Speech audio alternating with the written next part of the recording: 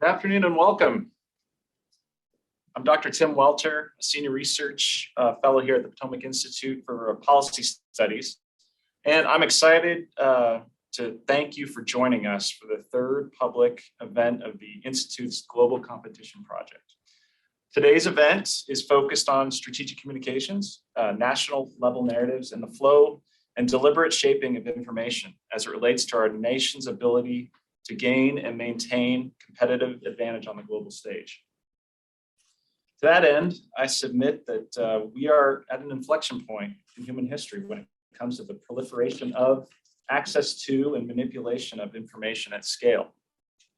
Never has it been easier for a single person to communicate whatever they want with so many others, millions or even billions from virtually anywhere around the globe in such a short order, all in the length of the time it takes to craft a message and hit send. All you need is an internet connection and a smartphone, tablet, or computer. That's an incredibly powerful reality, one we are just starting to grapple with and try to understand at societal level, especially from a policy and technology perspective, but also from a human biology and psychological aspect. Evidence of that awakening can be found in the recent Facebook, I guess we're calling them Meta now, whistleblowing hearings, the manipulation of US elections by Russia, and in the examination of the attack on the Capitol on January 6th, all of which have representative instances of competing narratives and the shaping of information to influence thought and action using widely available technology platforms. Our competitors across the globe are using thoughtful and deliberative narratives to drive their policy agendas and strategies. China, via its Belt and Road Initiative, is just one instance of how a competitor has demonstrated exceeding effectiveness at swaying minds and money, the core of power and influence with unprecedented reach, precision, and impact. So this begs the question, what is at risk in this reality for the United States? Our core institutions, our security and prosperity. How do we better understand the implications of our interconnected world so we can relay our nation's priorities with clear intent and ultimately assure our competitive advantage and effective deterrence without provocation? This is the reason we're here today, to examine these questions and more. But first, before we get into today's discussion, I'd like to offer the floor to our chairman, General Al Gray, for his introductory remarks. Yeah, thank you, Tim. I just want to take this opportunity to welcome our very special guests, both virtual and here in person. We deeply appreciate you coming today and participating in this very important topic with us. And with that, let's get moving. All right, sir. Thank you. And now I'd like to offer the floor to our CEO, Dr. Jen Buss, for a few remarks also. Thanks, Ken.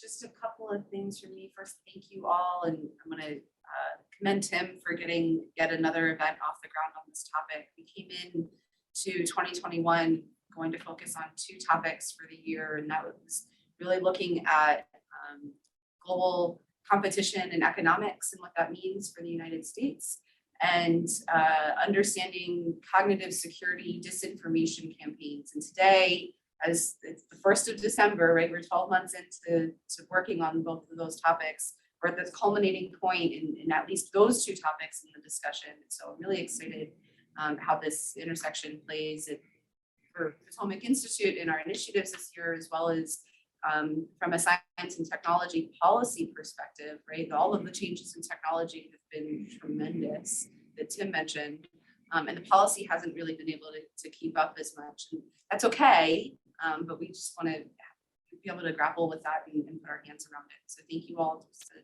coming and joining us. Thank you, Dr. Buss. So before we do the introduction of the panels, the panel, a little bit about just the project that we're talking about, the Global Competition Project. So this, as Dr. Buss mentioned, this project was launched to explore what the United States must do to continue to thrive as a global leader, economically and otherwise, driving toward a societal level understanding and approach to competition at the intersection of policy, industry, and science and technology. To do so, the project is commissioning a spectrum of experts from diverse fields across the Potomac Institute's network. Their purpose is to highlight and elevate issues surrounding both the challenges and opportunities associated with societal level competition today and in the future. What are the greatest vulnerabilities to consider? What is at stake? How do we best leverage our strengths? Ultimately, the project's goal is to develop foundational references through research, discussion, events, and papers, et cetera, for national security professionals, policymakers, industry leaders, and others as they drive awareness and understanding and how the US might address the most consequential aspects of near-peer competition. So without further ado, I'm going to introduce our distinguished panel today.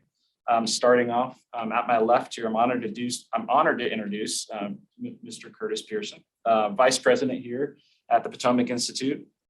He joined the Institute following 30 years with Northrop Grumman, where he served in a variety of roles in program and systems development, spanning a wide range of DoD and intel community technology, missions, and systems. Curtis is a retired Navy commander, having served 27 years both on active duty and in the reserve, with expertise in mine and amphibious warfare, ship systems engineering and construction, and port operations. He also previously served as chairman of the board for the Southern Coalition for Advanced Transportation. Curtis is going to facilitate our discussion today on strategic communication and information in the global competitive environment. And he's joined by an extraordinarily distinguished panel who I'm also pleased to introduce. Starting with right across from me is Mr. Jeff Skunk Baxter, a member of our Board of Regents here at the Potomac Institute. So we're glad to have him. He's got over 4 decades of experience as an expert on missile defense and counterterrorism. Additionally, which is really cool, he has earned 8 platinum records in his music career as a world-renowned guitarist and former member of both Steely Dan and the Doobie Brothers. Skunk served as chairman of the Civilian Advisory Board for Ballistic Missile Defense, and he's advised members of Congress on the House Science Committee and participated in numerous war games for the Pentagon over the years. He's also consulted for government organizations to include NGIA, the Missile Defense Agency, as well as for defense contractors, and was invited to serve on the Laser Advisory Board at Lawrence Livermore National Labs, the NASA Exploration Systems Advisory Committee, and he's lectured at the University of Manitoba School of Political Science. Thank you for being here, sir. So we have also joining us virtually is Dr. Rand Waltzman, also one of the newest members of the Board of Regents here at the Potomac Institute, and he's an adjunct senior information scientist at RAND Corporation. Dr. Waltzman has 40 years of experience performing and managing research in artificial intelligence, applied to domains including social media, cognitive security in the information environment.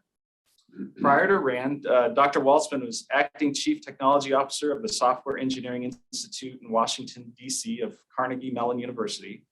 He also served as the Information Innovation Office at DARPA, was chief scientist for the Applied Sciences Laboratory at Lockheed Martin, a professor at the Royal Institute of Technology in Stockholm, Sweden, and held research positions at University of Maryland and the Applied Physics Lab of the University of Washington. Thank you, sir, for being with us today. Moving across the table again, I have Ms. Jody Moxham.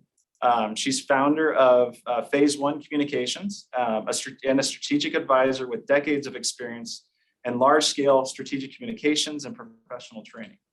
Throughout her career, she's helped multinational corporations measurably strengthen the persuasiveness of their global marketing strategies and communications. Jody developed a methodology that reliably forecasts the persuasiveness of communication as measured by the metrics marketers rely upon.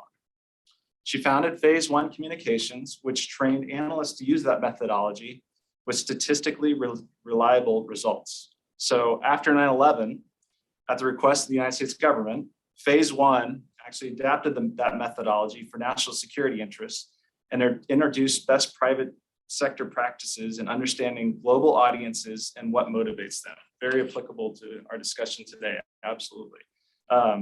Since a successful sale of her company, Jody works on challenges that intrigue her, which includes tackling tough communications and marketing problems, and finding truly unique solutions that produce measurable results. So we're very happy to have you with us today.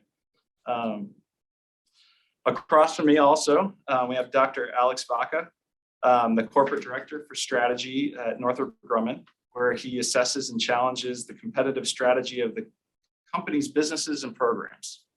He also develops options to achieve corporate goals, communicates strategic issues to senior business and technical leadership, and manages the corporate-wide internet strategy blog. He has nearly 18 years of experience at Northrop and specializes in strategy, mergers and acquisitions, financial planning, modeling and forecasting, and technology corporate development. Dr. Baca also previously consulted for top defense education organizations, such as the Defense Acquisitions University, DAU, and the Industrial College of the Armed Forces over at National Defense University here in DC. So with this distinguished panel, Curtis is going to start off by providing a deeper introduction of the issue and a framework for our discussion that will ultimately be captured along with highlights from today's event in a paper, one paper in a series to be produced by the project. So the goal is ultimately for those papers, along with the substance of today's event, to be drawn upon, as I mentioned earlier, as a reference for policymakers, industry leaders, and others, and how the country might address the most consequential aspects of societal level competition in the future. So with that, I'll be quiet and hand it over to Curtis after a lot of time. Thank you, Tim. Thank you to our panelists for being here, and thank you to those who have joined us online. This is an extremely important topic, and one that is should have been dealt with much longer ago than it is. So as I think we'll talk about. I just have a few opening remarks, and then I'll turn it over to the people who really know what they're talking about. On November 2nd, Peng Shuai, arguably the most recognizable sports star in the People's Republic of China, with over 500,000 followers on Chinese social media, posted a 1,600-word accusation of sexual assault against a former Communist Party vice president. She was not seen in public again until a very brief and very curated event in Beijing on November 20th. Her post was immediately deleted. Internet searches of her name were blocked in China. An oddly worded recant purported to be written by Peng was posted to US Twitter by the official Chinese news agency the very next day. The US response was to issue a statement asking where she was almost 2 weeks after she disappeared. 3 weeks after her disappearance, the IOC, the International Olympic Committee, posted a still of a video call between Peng and an IOC official who declared that Peng seemed healthy and not under any restraint. The IOC will not release the video. Chinese media is accusing the West of racism for even asking about her welfare. A large number of Twitter bots immediately showed up with 0 followers that are continually retweeting the Chinese official news agency statements. At the same time, China is painting the US as an aggressor and an unwelcome presence in their territorial waters because of US warships transiting the Taiwan Straits, even though such transits are completely in keeping with international law. China is not the only area of concern. Russia is continuing to develop and plans to deploy in Europe the SSC-8 intermediate range nuclear capable cruise missile in open and complete contravention of the 1987 INF Treaty. Our European allies are worried, not just about the Russians' actions, but the lack of a clear and consistent US response. My point in bringing up these events is to point out that the global environment and the US competitive position in that environment is becoming increasingly complex, and our lack of a national strategic narrative for how and what we communicate in that space will continue to hamper our competitive position. confusing both our adversaries and our allies. Look at the Peng Shui incident. The Communist Party's strategic message is pretty clear. It does not matter how famous you are, challenge the party line, and you will disappear. And not only will the world bodies that you have made millions for, in this case, the IOC and the World Tennis Association, not come to your aid, they will enable our behavior to curry favor. The US response has varied from fairly weak in the Peng case to a somewhat stronger in the Taiwan Straits issue. The troubling thing to me is we don't seem to have a clear plan or strategy for when we will do what, how we will communicate our positions and our intent, and how we will ensure that our intent is made clear, passing through the cultural and political filters of our audience. This causes our allies and our adversaries to lack trust in our nation. This is not an issue from the current administration or the previous one, or even the one before that. The lack of a strategic narrative and a plan for communications goes back decades. I do not believe there's an easy solution, but we must have one. This is a complex issue. The complexity of the situation is increased by the fact that a number of these countries are both adversary and partner. Again, for example, China. The US and Chinese economies are inextricably linked and intertwined in ways that will never be severed, and we really would not want to even if we could. China, therefore, needs to understand where we will work together to support our common goals and where we will block their attempts to control the world's response to their aggressive actions and their play to be the regional hegemon. This is a wide-ranging and a complex issue, and there are no easy answers. I suspect this will not be the last discussion we have on this topic. We have 4 exceptional panels with us today, and I've asked them to look at this and address strategic communications from their areas of expertise about things like the need for a national level narrative and messaging strategy. What should that narrative be? How it can be an effective tool for US competition on the global stage. Why haven't we done this?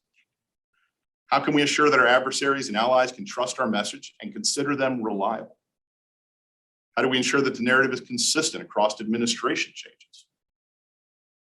How do we ensure that the message is developed and delivered in ways that will translate through the political, cultural, and language filters that they will pass through? Or, for that matter, anything else they think is important to the discussion. With that, I will turn it over to our first panelist, John Baxter. Well, I'm hoping that everybody's had the opportunity to watch The Social Dilemma on Netflix, to see the admission by Facebook and other social media companies about the fact that they know that what they created is highly addictive, damaging to especially young children, and completely across the board. It's the combination of the medium of social media and the fact that there are physical as well as psychological effects. We're all drug addicts. We are all addicted to the neurotransmitters that our brains create. As a musician, I understand that from a very visceral point of view, being able to manipulate people's emotions. I've done a million movie soundtracks. I know I could sit here with a guitar and in 20 seconds move you through every human emotion, from fear to sadness to anger to ecstasy.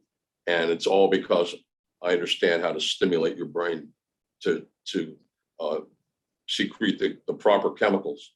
The other problem that we have is because the whole concept of social media is so addictive, especially to the young folks in all over the world, but especially to the young folks in America, we have a drug addiction problem. And one of the things that's really frightening is there's one country that manufactures a syringe to inject those chemicals. Most of the the devices that are used to connect people up in social media are manufactured in China. Now, not only are these articles manufactured in China, but there has been a tremendous amount of evidence that things that are manufactured in China have embedded software and hardware in their systems already. We are at war. The Standing Committee of the CCCP in China about 7 years ago, for all intents and purposes, declared war on the United States. It's interesting. It looks like we're seeing what happened in the 1820s and 1830s. It's the Opium Wars turned the other way around. Yes, our adversaries are heavily involved in real drugs, et cetera, but the ability to, as the Shadow said, to bend men's minds is now firmly a part of a social, operational, military, and fully all cardinal points push by both China and Russia. The concept of perception management, perception engineering is much more well understood, frankly, by our adversaries than it is by us. So I'm a little bit scared to death here because as I wear a syringe, an electronic syringe on my belt, I wear two of them. I carry them with me constantly. I am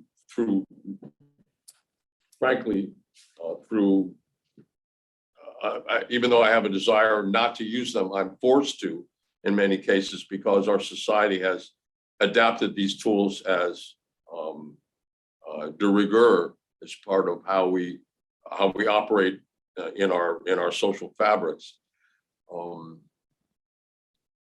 We are witnessing the operationalization of perception management. Now, it's not the first time.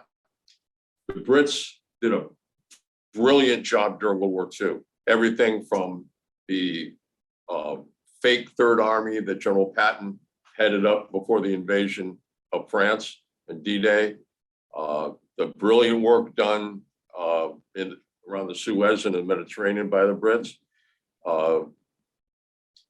I had an opportunity at one time to have dinner with Mr. Oleg Kalugin, who is was the deputy director of the KGB and has a consulting firm here in Washington, D.C. And after a couple of drinks, Oleg was certainly open about what they did. I said, sir, with all due respect, I am absolutely in awe of what Russia did in Europe in the 1960s in the anti-nuclear campaign. It's brilliant. Tell me how to tell a lie. I said, it's real simple, Skunk. You just take the truth and you wrap it in bull crap. And you make sure that the crap gets bigger and bigger and bigger, but inside that core is a core of truth. They have operationalized strategic messaging to the point where it has now affected our country, as Curtis had explained very well what our adversaries are doing. We're walking around in a fog because we still think that because of the Western concept of free will, that we actually make all our own decisions.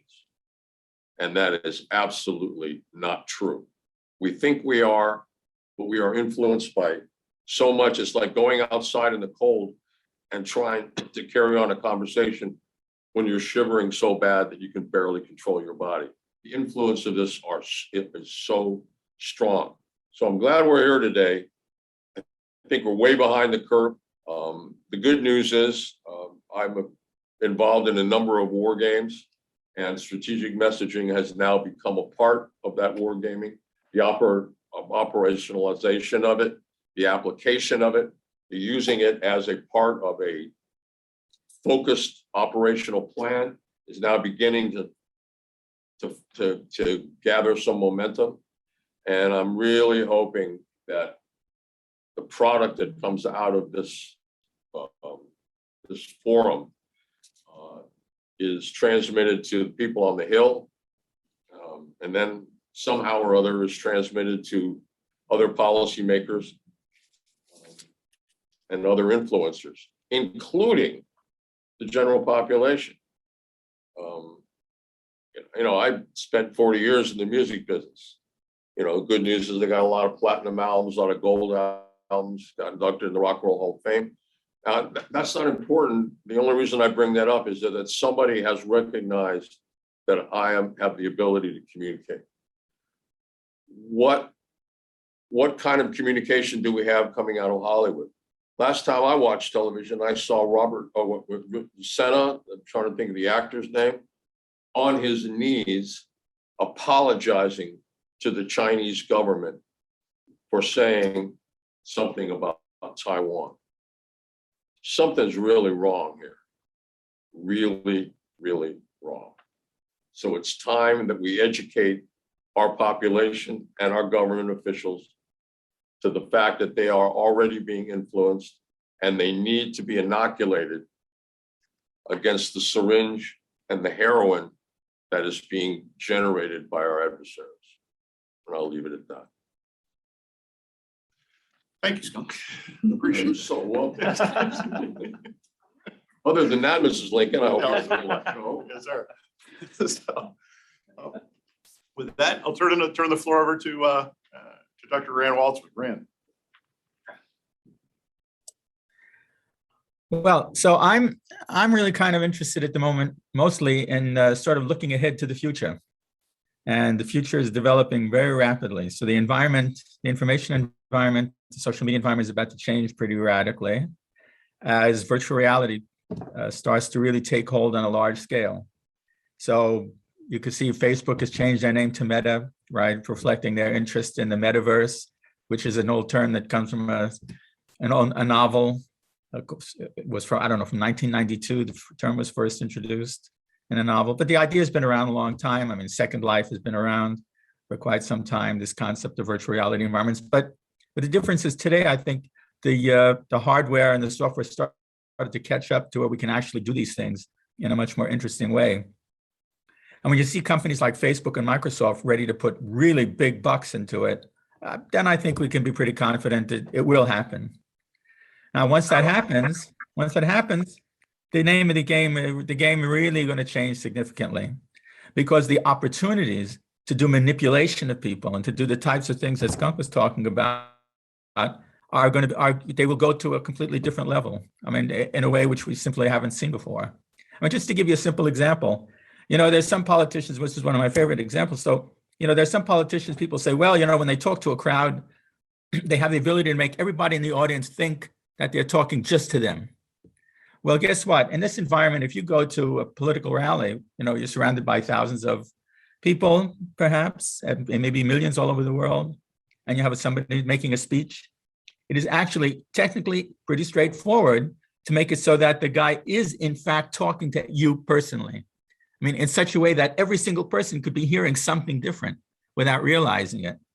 So you have a chance to combine interpersonal dynamics, one-on-one dynamics, with group dynamics in a way which was simply never possible. You could never do those things simultaneously. And with this kind of environment, you can. And that's just one simple example. So, if people think things are bad now, well, things are about to get an awful lot worse. And, the US government hasn't even begun to catch up to things the way they are now. So that leaves them like basically nowhere when it comes to what's happening next. And well, I don't see that changing anytime soon. I mean, in order to address these problems, what needs are fundamental attitude adjustments by the authorities, really fundamental. Our competitors, they have the right types of attitude towards these things. I mean, you look at the Russians, their experience in this field goes way back. I mean, think about, for example, one of the greatest pieces of propaganda and disinformation of the 20th century was something called the Protocols of the Elders of Zion, one of my favorites. I mean, this thing was released in 1902, and it was not the KGB. It was the KGB's forerunner. It was the Okhrana, which was the Tsarist secret police, who were also masters of disinformation techniques. I mean, one of their operators in Paris, this guy, he was doing spectacular work. And this piece of crap that was released in 1902 is still out there in circulation today, over 100 years later. I mean, now that's, that was cleverly done. So anyway, while we haven't dealt with it, as you know, things as they are, like I say, things are about to get lost, and we need to start paying more serious attention to it. So I think I'll stop there and let everybody else have a say. Man, appreciate it. Turn it over to Jody Miles. Okay, I think I have, tying on to what both of you have been talking about, what I want to start addressing is what is the solution? How do we develop strategic messaging that is effective, that is mind-changing? And I've watched people turn themselves into knots trying to define what strategic messaging is. So that's where I want to start. What strategic messaging is, what separates it from all other forms of communication and messaging is it's designed to produce a strategic outcome. Now, what are some of those strategic outcomes? Skunk hit one of them, bend people's mind. Gain adoption of new ideas, establish norms and behaviors that you want people to or other nations to adhere to. Control the narrative around a subject, be the initiator of the narrative and control the direction that it goes. Manage perceptions, motivate desired behaviors. Those are the kind of objectives that strategic messaging has achieved before and can achieve for the future that Rand is talking about. Now, just for the point of comparison to other forms of communication, entertainment, the purpose is to entertain. The elements that they use are characters, story, narrative, music, visuals. You can harness all of those elements for a strategic purpose. And then it's no longer, it uses entertainment elements, but it's no longer, its purpose is no longer to just entertain. Its purpose is to manage perceptions, provide role models, provide behavioral models for people to act on. Education, purpose is to teach. All of those elements that go into teaching can also be applied to achieving a strategic outcome. Same with alerts and directions, awareness and information. All of those forms of communication can be harnessed to serve a strategic outcome. Strategic messaging is new to the government, new to national security interests. Both of you, everybody so far has established how bad we are at it, but it's because we haven't adopted it. But the commercial world, the marketing world, has adopted it and has been using it for the better part of a century. And we're very good at it. We may be the best in the world at doing it. There are differences and similarities, so we need to address those differences so that we can get them out of the way. National security has much higher stakes. The commercial world, marketing is to produce sales. Very different outcomes. We have a much harder challenge to overcome than simply sales. We have less data to work with. Marketers typically spend anywhere from 7 million up to hundreds of millions of dollars to understand their target audience and understand the environment that they're going to be working in. So we have less data, far less data to work with. We also need to produce very different results. Our results are never sales. Our results are things that influence or that affect quality of life and even life itself. Another difference is we have no common measures. Because marketers use sales, they have a very easy job measuring sales. Easy, sort of. We'll get to that in a minute. When we look at the similarities are what gets exciting and gets to the point where we can really apply some of the learning out of the commercial world to national security. Success in both arenas. Success relies on motivating the target audience to think and to behave in a particular way. The ways are different, but we need to motivate people to act the way that we want them to act. The tools are the same. The tools are the message, the messenger, and the channel. And it's more complicated than that. I recognize boiling that down, but it's boiling it down to the essentials. Also, the principles are the same. The principles that underlie persuasion, the principles that underlie causing an audience to identify with characters or to read themselves into a story, those principles are the same. Managing perceptions, how we teach, all of those fundamental principles are the same. So we have a lot that we can learn from marketers. I'm going to boil it down to two areas: how to measure and how to develop a process that leads to successful mind-bending strategic messaging.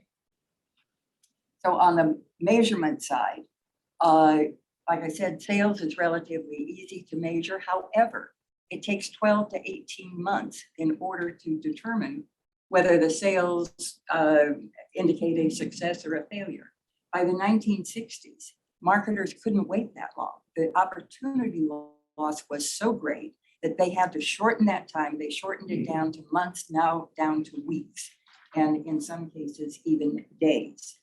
The way that they've been able to do that is they found surrogate measures for sales. So they identified that there are specific measures like engagement. Is it going to break through? Is it going to capture the attention of the target audience? Is it going to be remembered? And if it's remembered, how long will it be remembered? A day, a week? That will tell them how often they need to reinforce a message in order to keep their message top of mind in those people they need it to be top of mind. Persuasion. How do you, persuasion indicates whether you have successfully changed behavior or not. That is a measure now that marketers are able to do within about a week to 10 days. Other measures are likability, attention, loyalty, etc. And those measures, they may not work for us as surrogate measures, but remember the principle. Marketers found what they want to accomplish, which was sales, and they found surrogate measures that would indicate when they have achieved that. That's the principle that we can take forward into the national security arena. Now, I mentioned process. One of the things that marketers learned was that when you follow a process, you increase the likelihood dramatically of being able to achieve those measures. Nestle is the #1 food company in the world. They have more than 2,000 brands that's being sold in 186 countries. So that's marketing on 2,000 brands in 186 different cultures, languages, environments, etc. Every single one of them, I follow the same process as we follow here in the US, so they follow in Uganda, so they follow in Russia. The process is the same. So you think, okay, well, that's Nestle. Take a look at General Motors, very different type of corporation. Nestle products you probably buy once a week or every couple of weeks. General Motors, 4 to 10 years sales cycle. General Motors has 4 brands, but they've got 60 some models and they're sold in more than 140 countries. They follow the same process, regardless of who it is that they are marketing to, what country they're in, what model. Cadillac, GMC, the same process is applied. And what's interesting, after we started working with these companies and others, is that not only were the same processes within each of these corporations, these multinational corporations, when you take away the things that are unique to a brand and a category, the process is identical. And it is the same process that was developed for ExxonMobil, Coca-Cola, Campbell Soup Company, Gillette, SC Johnson, Johnson & Johnson, on and on. We saw this process demonstrated across the board. So when you have different entities, so many different entities putting so much research and revenue against finding solutions, when you have them all arriving at the same conclusion, and this is over decades, you know you can rely on this process as being true. It is proven. So the process, and I'll just do the top line on this. I don't want to get too deep in it, otherwise there's just too much time here. There are 4 stages: plan, develop, execute, measure, and evaluate. The plan stage is probably the most important, the most time consuming, the least understood, and the one that we never do. It takes too much time, it takes too much work, and we want to jump into develop it. Here's what we should do, and gung-ho. It's like the John Boyd's OODA loop. It's a cycle of continuous improvement. After you go through the final stage of of measure and evaluate, then if you're getting the results that you want, you keep going forward. If you're not getting the results you want, you loop back into your plan stage, reinvestigate the assumptions that you've made or other research or other things that you based your decisions on, and you start fine tuning and adjust. So you go through that cycle. Marketers go through that cycle constantly. They call it the SCDC, the Strategic Communication Development Cycle. And I can't stop this portion, and I hope we can get to more solutions and things like that in the discussion, but I can't end this without offering up a cautionary tale. And it was one that we were on the periphery of. It was back during the Bush administration, not too long after 9/11, when there was a desire to build a bridge between the American people and the Muslim people. And a campaign was envisioned called Shared Values. One of the best advertising people in the country, a woman named Charlotte Beers, was brought in to run the campaign for the Bush administration. They followed the SCDC, they did the research, they developed a campaign that would achieve the objective that they had set. But then they had to go through the approvals, and each approver had the right to change or to request changes.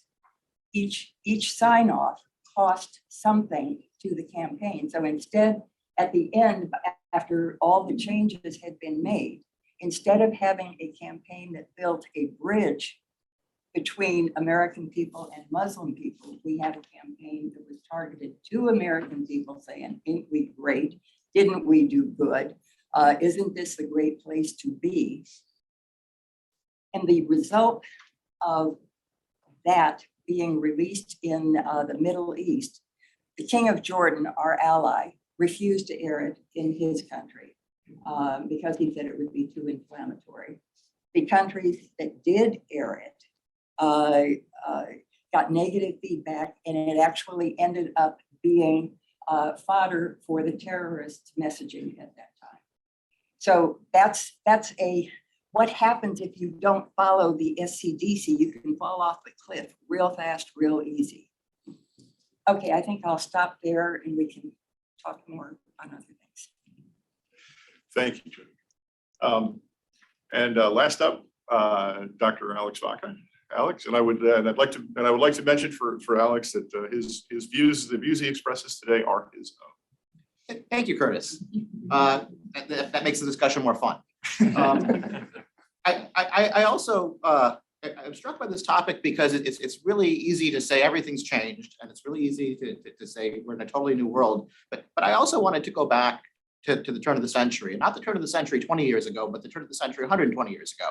But I was actually going to go back to Imperial Russia for exactly the same reason that Rand did, and discuss the protocols of the Elders of Zion and a bunch of other things too, because Russia realizes that they are way behind Great Britain in terms of building commerce, building allies, and getting diplomacy together. They're way behind Germany in industrialization, and they're trying to catch up, but they need another way to go off and build power on the world stage. They had been humiliated by Japan. They had discovered that the Ottoman Turks were much of a match for the Russian army. And in order to do this, they come up with a lot of the concepts that we now think about in information warfare. They developed a school of maskirovka, actually using the term maskirovka, which is inadequately translated as deception in English, but it's actually far more subtle than that. because in the original Russian, it's really about feeding the misperceptions in the adversary that are helpful to your own views. So you're not so much deceiving on what you're going to do, but you're actually helping the adversary think about things which are helpful to you. In some ways, what you would eventually end up doing is you turn the adversary's intelligence operations into actually assets for your own disinformation campaign. Very subtly and very sophisticated things. And they were doing this at the turn of the century. They were thinking about it, talking about it. And the other term that we now know is reflexive control showed up then as well, except that the trouble with reflexive control is everybody focuses on the control aspect of reflexive control and forgets the reflexive part of it. Reflexive control was really about understanding how your adversary thinks. In order to understand how your adversary thinks, you have to truly have a sophisticated understanding of your adversary from a dispositional, psychological point of view on what matters to them, what cause and effect relationships they believe are in operation, and how they think the world works. If you can understand your adversary better than anyone else, then you can go out and manipulate the information environment in such a way that your adversary thinks they're making their own choices, but they're making choices that are favorable to you. Just like Maskirovka, it's about playing on through us understanding what the adversary thinks, it's about playing on that understanding to turn them to your own views. You could think of it as the magician's force. You make them pick the card that you want them to pick so that the trick ends up working, except here the stakes are a lot more than the trick. And that's where I wanted to talk about where things start to change from 120 years ago. It was really hard to understand what other societies were like at that time. You might have a few people who studied abroad. You might have a few folks who married and lived abroad in capital cities, but by and large, other countries are mysteries to one another. That has completely changed. The United States, at least, is not a mystery to anybody. As strange as we may be to some observers, we do a very good job of putting all of our deliberations, all of our thoughts out in public for anybody to go off and look at. If you want to see how ideas propagate in the United States, just go back and rebuild Twitter feeds. You can actually follow ideas from various influencers to others. They can be fashion ideas, they can be political ideas. It's the same technique to go off and look at how they propagated through society, where they got picked up, what other social medias got on, and that's there for anybody who wants to go off and look at it and study it. So that's one big change. We've now made it very easy for others to understand how we work. I would argue we've probably put less effort into understanding how they work. I can think of two people, Alice Baca Johnston and Taiming Chen, who really put a lot of emphasis into understanding how the Chinese think. We systematically dismantled how our efforts to understand how Russians think after the Cold War, and we haven't bothered rebuilding those. And it takes time to develop that level of understanding.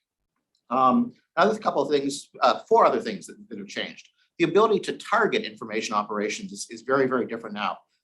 You heard earlier about modern advertising. You can now go off and micro-target individual groups, individual demographics, individual locations, and have a message that is geared directly towards them in any way you want to do. And you can put these messages together in a truly sort of almost combined arms way, where you have different messages all pushing you in the same direction, or sometimes in the opposite direction if you want to go off and do that, micro-targeted and deliberately timed. And that's the second part, this timing. Instead of going off and having the Tsarist forgers put together the protocols of the elders of Zion and then try to get it off into the European body politique, you can now go off and reach the world in a matter of moments if you would like to do that, or you can parcel it over time. You can let ideas slow roll. You can have operations that play out over months, where you put some stuff out there, it doesn't get a lot of notice, and then you go off and build on it and point back to it. Much as you saw, actually, it was. Blair Witch Project was built up that way, where they planted discussions of Blair Witch as if it were a real myth, and then 6 months later, when the movie was released, they pointed back to the myth and said, "See, look, there's stuff out there actually on the Blair Witch." That was an information operation. There's a level of transience as well. You don't have to fool everybody all the time. You only have to fool a few people for a very short amount of time to get the policy outcome you would like, at which point it's then too late for anybody to do anything like that. And then finally, there's a level of transparency that is completely changed. There are no more secret cables. There are no more secret codicils to treaties. When you speak, you are speaking to allies, you are speaking to adversaries, you are speaking to your voters, you are speaking to undecided voters. All those messages can be read by everybody else. So while you may try and target your messages to reach certain people, everything you write and say will, you have to believe, be picked up and read by others who may not necessarily bring the same views and interpretation that your targeted audience is going to bring to them. So how do you go off and communicate in secret when you can't do this?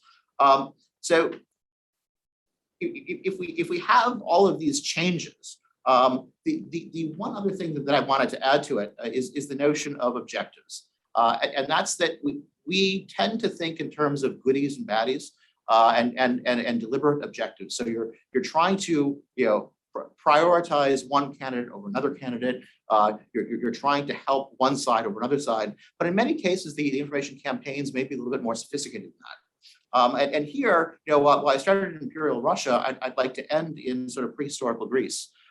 When Eris rolled the golden apple into Thetis's wedding because she left off the guest list, it was a golden apple that said "to the fairest," and she rolled it into the wedding not because she wanted Venus to go off and win the title of the fairest goddess. She rolled it off because she wanted to see Venus, Athena, and Hera fight with each other over who was actually the fairest. And in the process of doing that fighting, which split the Olympians, you also destroyed the city of Troy and decimated the Achaeans. You basically altered civilization.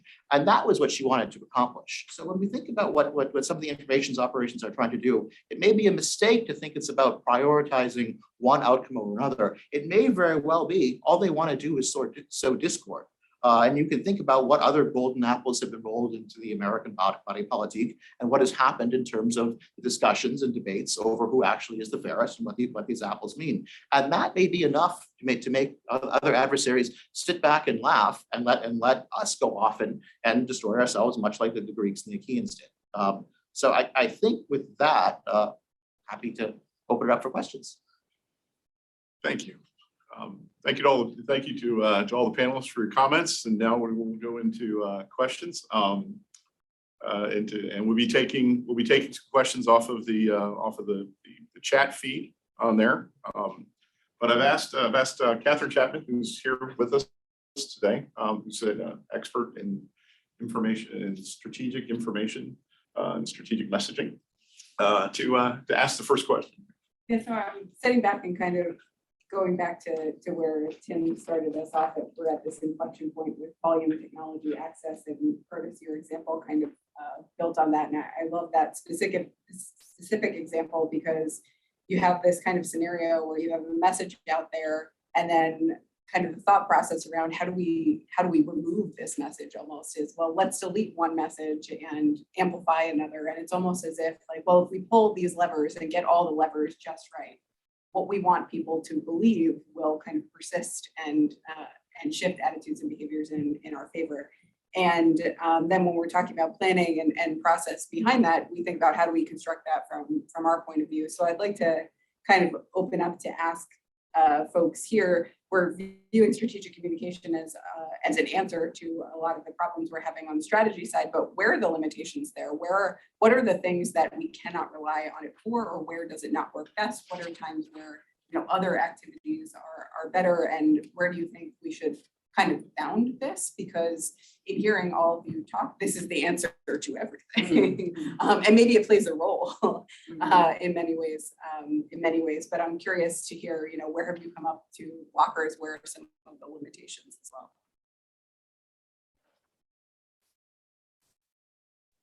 Okay. You're closest. Sorry. You're closest to the Okay. question. Well, So that's I'll easy. start it out. From my perspective, strategic messaging is best used when you are at a stage where you can still have influence. If you are beyond the stage of having influence, then it can be a part of it to prevent misunderstanding and prevent mistakes that are based on misreading the adversary. Because if you're beyond the point of being able to influence George Kennan said, if you don't like the outcome, change the circumstances that produce the outcome.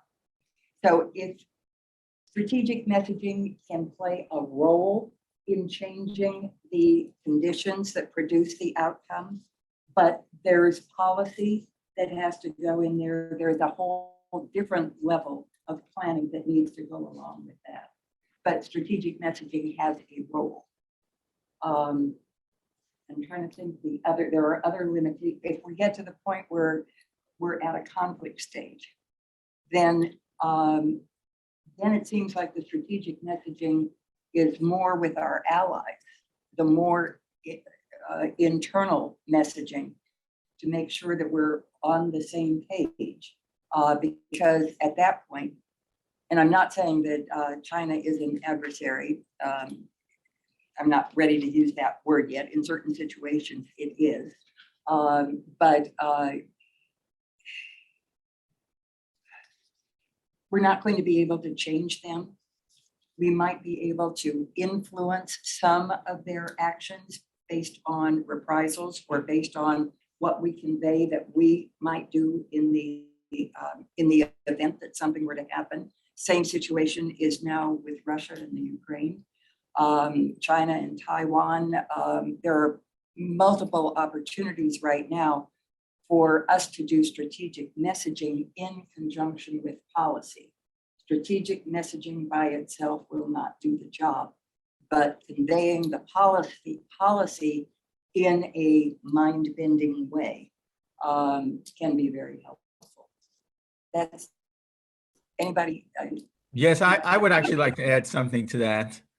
So I would say that the biggest limitations at this point are, first of all, if you're going to communicate, you have to decide what it is you're going to say. You have to have something to say, right? So our number one problem is deciding what it is we would like to say. And then number two is, okay, are you willing to do what it takes to actually say it? So, everything else is kind of, we can talk about methods and techniques. I mean, yes, I agree. We're probably, we have some of the greatest techniques here in the world. I mean, for example, why do you think a lot of foreign elements are actually hiring our people, right? I mean, we have plenty of so-called public relations firms in the United States, which work for all sorts of people all over the world. So they're coming to hire our guys because we know we're very good. But still, gotta decide what you want to say. I mean, somebody introduced me one time to somebody. Said, look, this guy, he speaks 8 languages. And the other guy said, yeah, but does he have anything to say? So where we are is right now, we're not in a position where we can decide what to say. And we certainly don't have any willpower to say it. I mean, so those are the two big first problems to overcome. Techniques we're drowning in techniques. Forget that. So can I ask a follow-up question that came across online from Dr. Mike Fritzy, who's also one of vice presidents here. And to your point about what we want to say and actually say it. So who in the U.S. government, he asked, is or should be responsible for strategic communications messaging? Who crafts that? I mean, who's driving what we want to say? Well, right now there's nobody. There is nobody at the moment. Really. So who should it be? There should be a czar.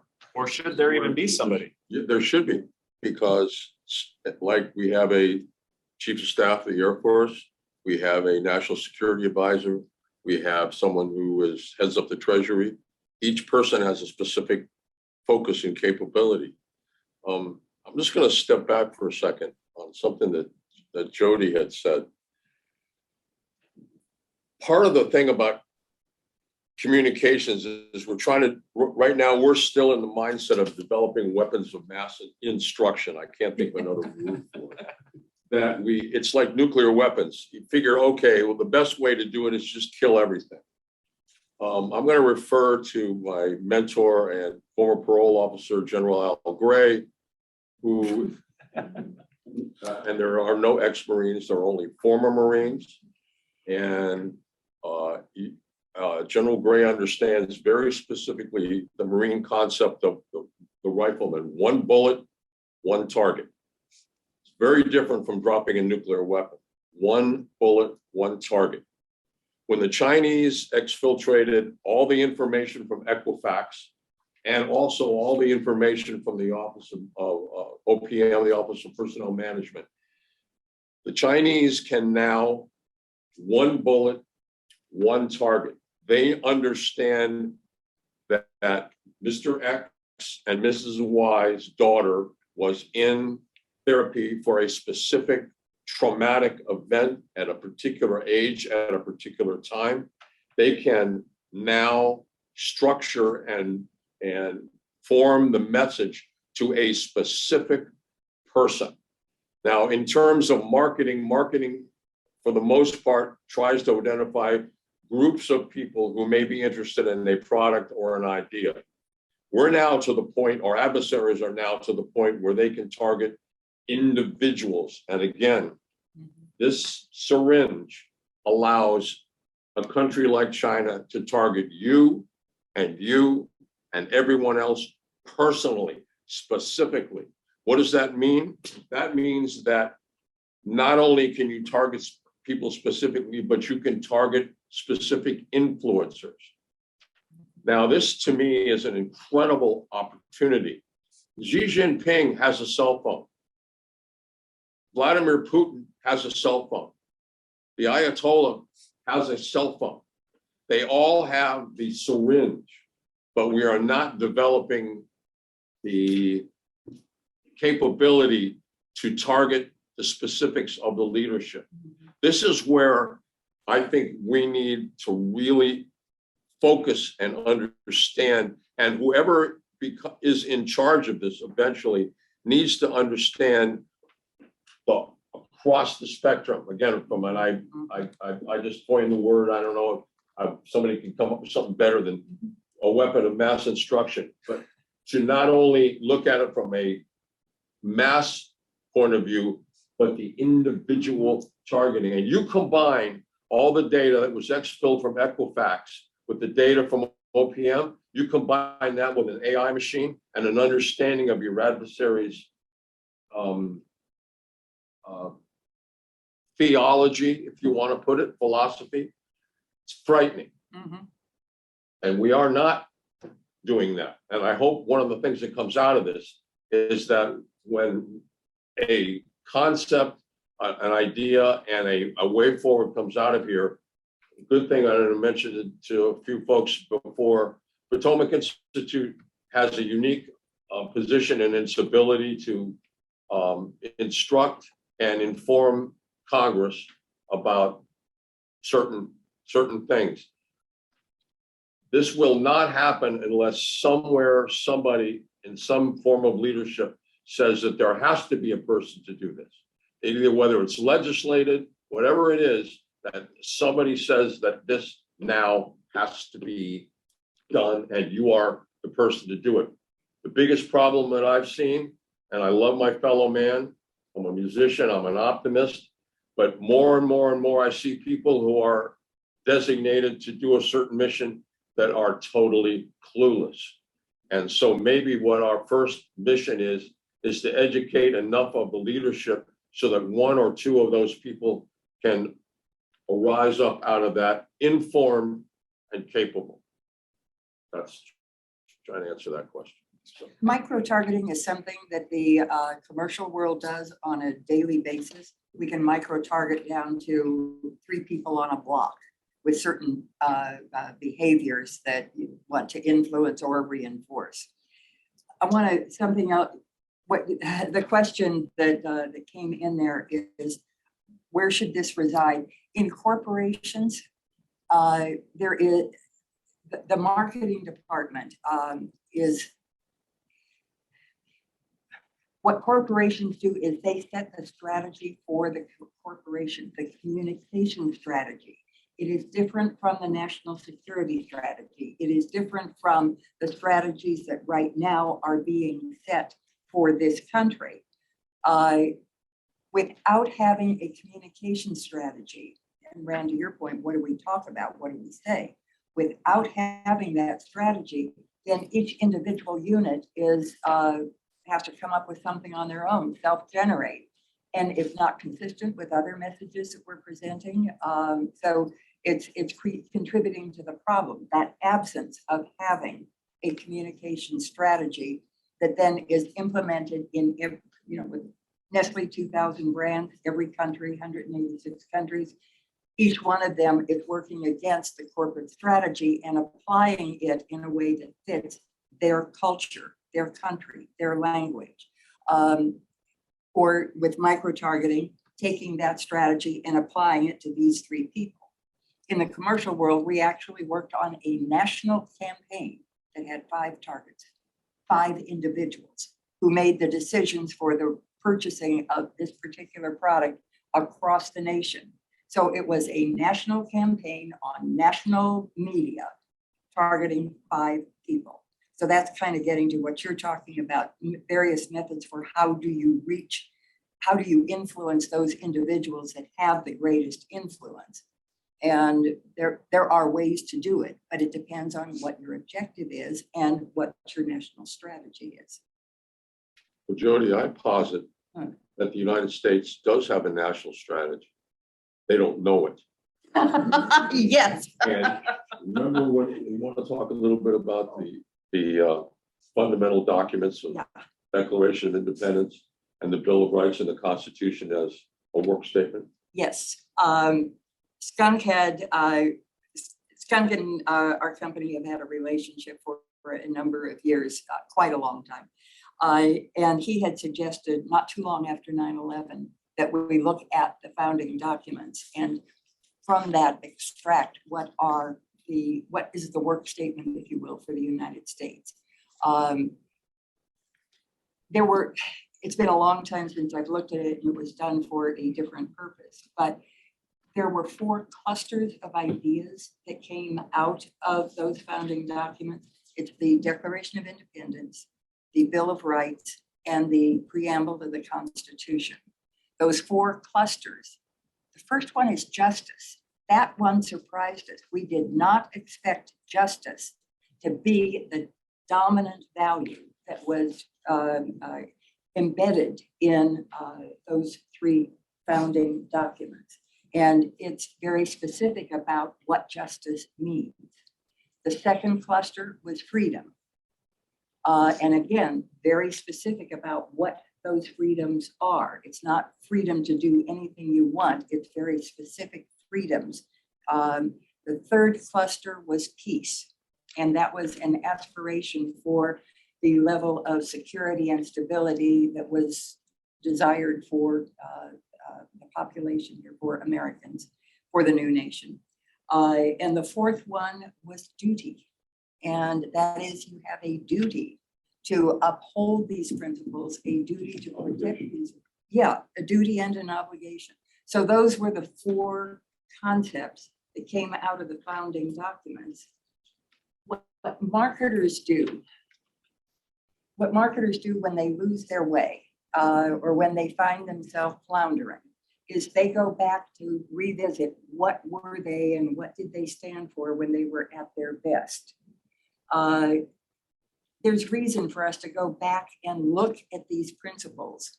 And then what marketers do is they don't just take what they had done before, they bring it into the contemporary and revisit those concepts and make it appropriate for today.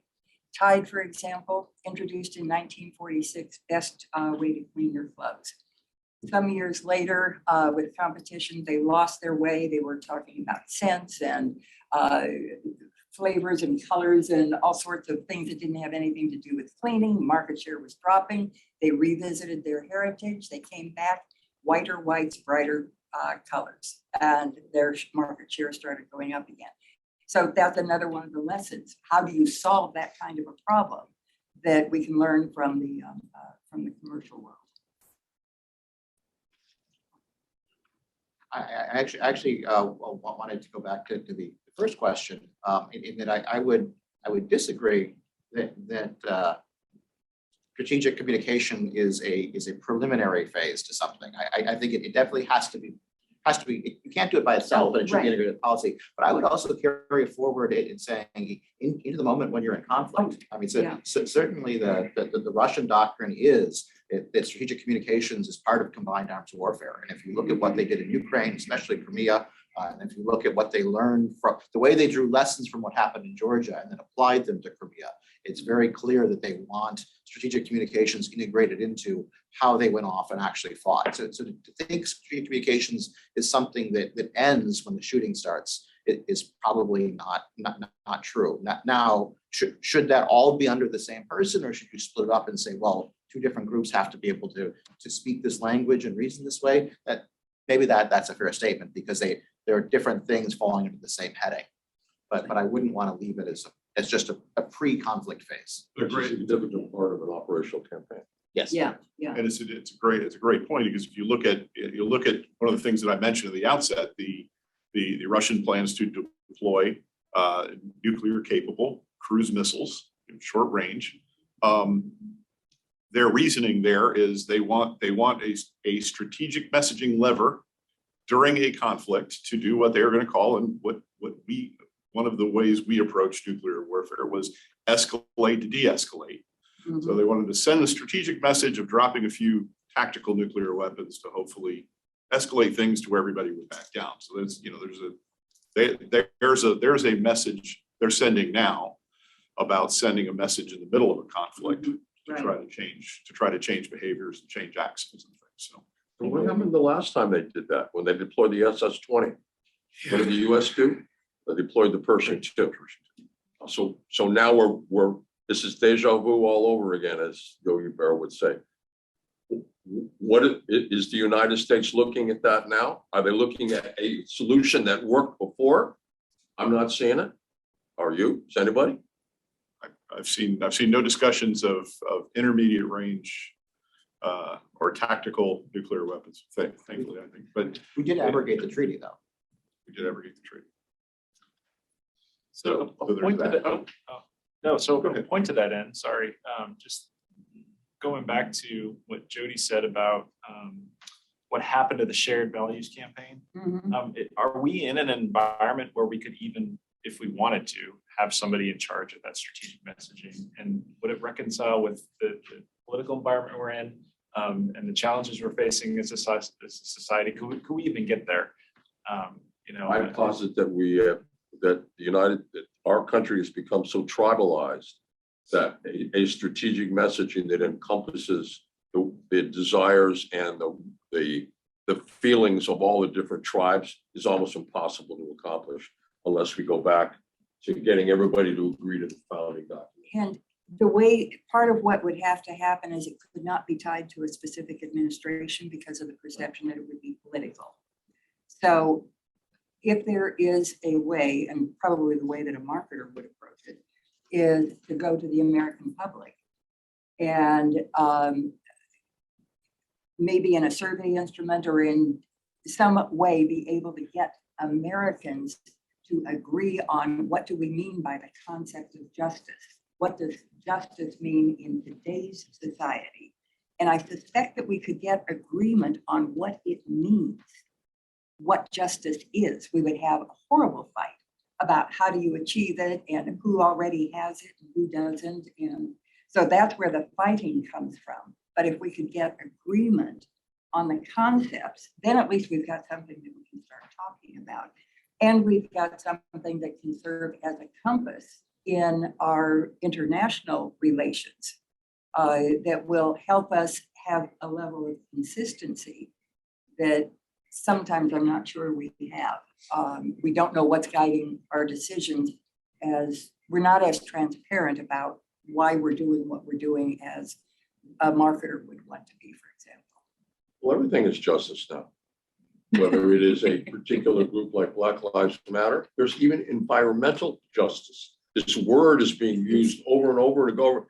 We may be actually farther down this road than when we thought. The question is, how do you take advantage of that and leverage that so that everyone, as you say, sees the same definition of what justice means to them, but to them based on a overall concept and before. So if there was a way to get the majority of Americans agreeing on concepts, and there are vehicles that can do that, if we're able to reach that level of agreement, then we've got something to work with, both internally and externally. Well, that was a heck of a first question. But we didn't answer it. There you go. No, Where would it reside? I'd like to actually ask one of our brilliant interns, Carrie Reinhardt, I'd like to toss her to I almost said toss her to the wolves. No, I didn't. Not at all what I meant. I'd like to ask you to pose a question for the panels. Sure. So I guess much of this conversation to me has alluded to what I've kind of heard in other contexts described as an international battle between forces of autocracy and democracy. And whether, these emerging communication technologies will be a tool for, be more of a tool for either force.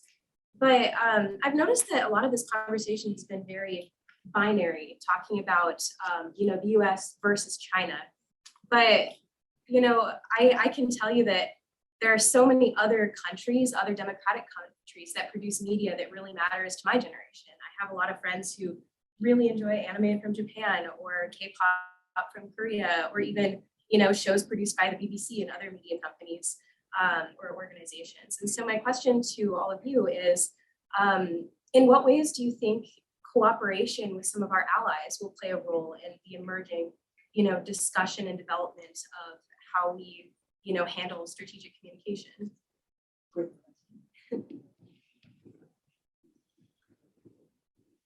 Okay, I get to go. Confident to say. Yeah, yes, you're absolutely right.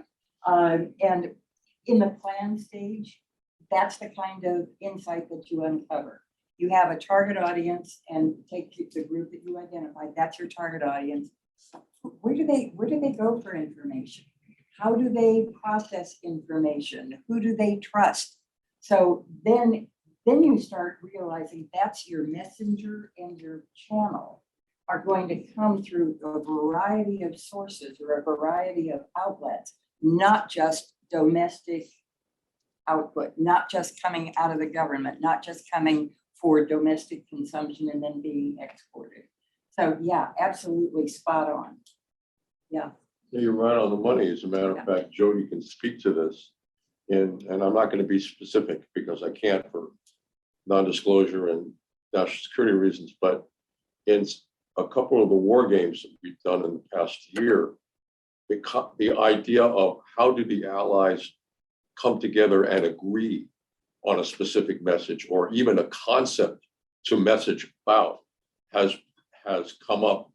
And the good news is the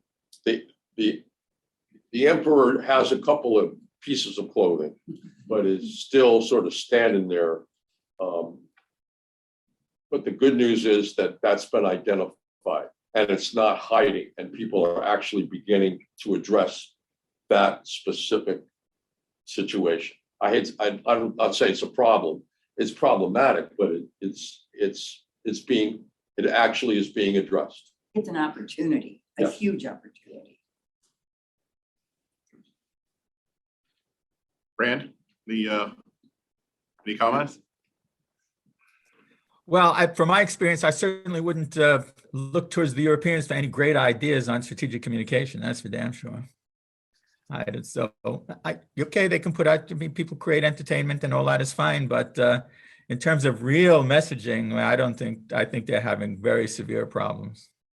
I don't think they're any better off than we are. I mean, it's easy to, the other thing is, we're putting too much emphasis on, foreign influence, where domestic influence and domestic problems, I think, are, domestically generated material is just as big a problem as foreign influence. And it's too easy to ignore that, right? It's a more uncomfortable subject, which goes towards part of the issue of why, when I said before that the attitudes here need to change, is the problem is that, the whole concept of, when people hear the word propaganda, they immediately have a negative reaction. Well, propaganda isn't necessarily a negative thing, right? I mean, you have white propaganda, you have black propaganda, you have gray propaganda. It's just about, putting out a story. So, the European attitude towards these things they're not really that much better off, at least today. I mean, if you look in the European Union, I've been on panels and had discussions with people from the strategic communications groups in the Parliament, the European Parliament. They're still basically nowhere, those guys, just like we are. So, I wouldn't be looking to them for answers. So I would be looking to them as a battlefield, however. And you can even go back to the Cold War and the way actually the INF debate played out in Europe. And it was actually the anti-nuclear groups in Europe that were very important on whether or not Pershing gets deployed. Look at the importance of Australia and New Zealand, and actually the difference of those two countries and how they were sort of tied into the space enterprise and how that played out. So these other countries to assume that they will simply follow along because that's what we do, it is probably a mistake. But to understand that they are part of the battleground and may have interests of their own and may need a different targeting strategy for both allies and adversaries is probably worthwhile to keep in mind. But your But see, point, you know, I'm just saying your point is well taken in terms of domestic, because the strategic messaging that accompanies tribalism is that my tribe is at the moment is more important than everything else. So we understand that everybody has their priorities, but our priorities are more important now than everybody else's. And that's what causes the split. Yeah, but the problem is that, you know, nobody seems really willing to tackle a domestic part of the problem. I mean, it becomes that the foreign influence sort of becomes almost like a type of misdirection from the problem that's in our own backyard. So, I mean, the first question is, you know, how you overcome that. There's no willingness there seems to be no willingness to take that on at all. Common principles, but also in the plan stage, the starting point for a strategic messaging campaign is what is the problem we're trying to solve, or what is the opportunity we want to take advantage of? And then what's the desired end state looks like? How are we going to know that we succeeded? So that's going to be very different for each problem that you're trying to solve. You're going to have a different end state. Well, not all of them, but more often than not, you'll have a different end state.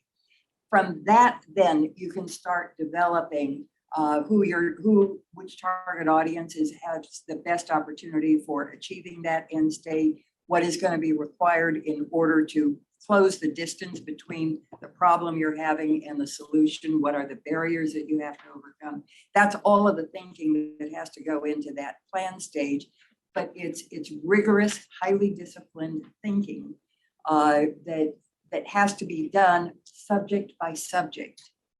So sometimes when we talk about communication problems, the problem is so big that I wouldn't have a clue how to tackle the problem because it's so big.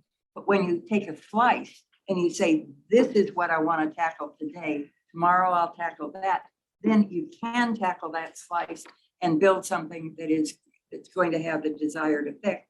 Then while that one is going forward, you move on to the next one. Or if you have a large enough team who know what they're doing, you can be doing these things simultaneously. But there are groups domestically that are doing exactly that, and they're doing a fine job. And what are we doing about it? Nothing. Well, it's not part of a program. And strategic. But that's the problem. It's not part of any program. No, it's happening. I hope that's part of the outcome that will come from this kind of a discussion, is institutionalizing it in a way that it will become operational and not ad hoc. If we do institutionalize it, does that reconcile with our values, going back to that values discussion as a free and open society? Like, actually, you know, and that, I mean, marketing from the US government to the United States citizens. I mean, because that's something that we're going to have to. Marketing is not the term that I would use by any means. I'm saying use lessons that were learned by marketers. But we're talking about communication, and we do that every day. I mean, we're communicating every time we have a request for information that comes out from a government office. We're communicating something that something that allies and adversaries alike have access to. The request for a proposal, all of the news stories. So everything that is public about any of the entities that we're building or any of the capabilities that we're advancing, all of that right now is out there in the public. That's the kind of messaging that, if it's focused and if we're targeting specific issues rather than just in general, we have a better chance of getting there. Yeah, can I just bring up one point about communicating all of the time, right? One of the lessons that we saw out of the pandemic almost 2 years ago now, right, was that we did not have the best strategic communicators on what to do in a pandemic. We had lots of plans, we had lots of people ready to operationalize them, but we didn't have many people ready and able to effectively communicate to the United States population, let alone the rest of the world. So to kind of each of your points in a different twist, right? We're not doing it very well domestically, and we can definitely be doing better. We're not doing a whole lot of the planning phases of the communication part, where we did in that one example, the pandemic example, we did a lot of planning on how we would act and what we would do and all of the case studies for pandemic response. But we didn't spend any time thinking about how we would tell the population what we needed to do. So This is where I would actually go back though to Eris and her golden apple, in that if we say that there is some part of the US government that is not merely communicating to relay facts, and we can argue about whether facts even exist, and it's the side discussion. But if they are trying to manipulate information and manipulate perceptions to achieve an outcome on a domestic audience, that's going to probably create a lot more discord than it will solve. Now, should they come out and say, hey, there are organized efforts to manipulate your perceptions that are being done from abroad or even domestically from other actors, and here's kind of how they work. In essence, you only play defense at home. Is that sufficient?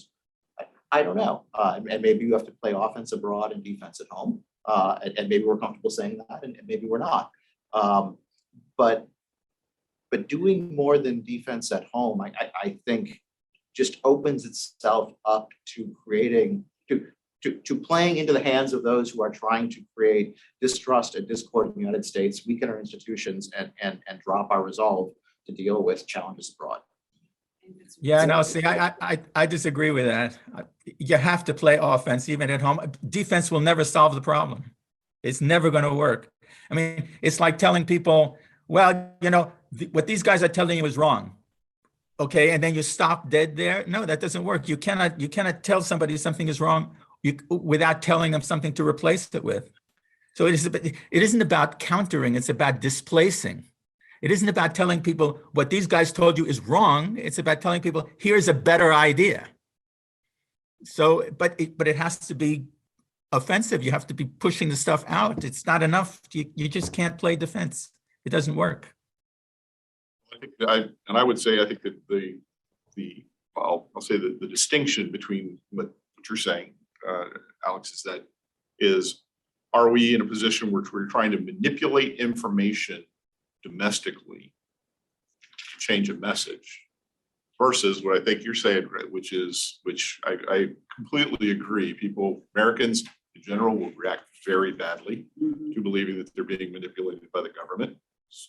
A lot of them believe that they're being manipulated by the government, even without the government having a plan for it. Versus projecting true ideas and things to replace disinformation that's coming out from other sources. And just trying to say, we're not trying to manipulate your thought process with some false information or some twisted version of the truth. We're trying to ensure that you have the truth, which the true ideals and the messaging that the U.S. is trying to portray internationally, who we are, what we will do, messages to our adversaries of you may go this far but no further, or there will be a reaction you can count on, kinds of things. Instead of using the word manipulate, how about use the word educate? The government is supposed to represent all the people. So every once in a while, the government may want to say, by the way, here are our core values, just so we're not trying to manipulate you. Can I ask a question? Because in the spirit of learning from our mistakes, and again, I have to be very general, but in one of or a couple of the war games that we did this year, we had asked Catherine Chapman to adjudicate. In other words, to actually give a PK, a probability of kill. We make holes in the ground, we blow up airplanes, we sink ships. what's the PK in terms of strategic messaging?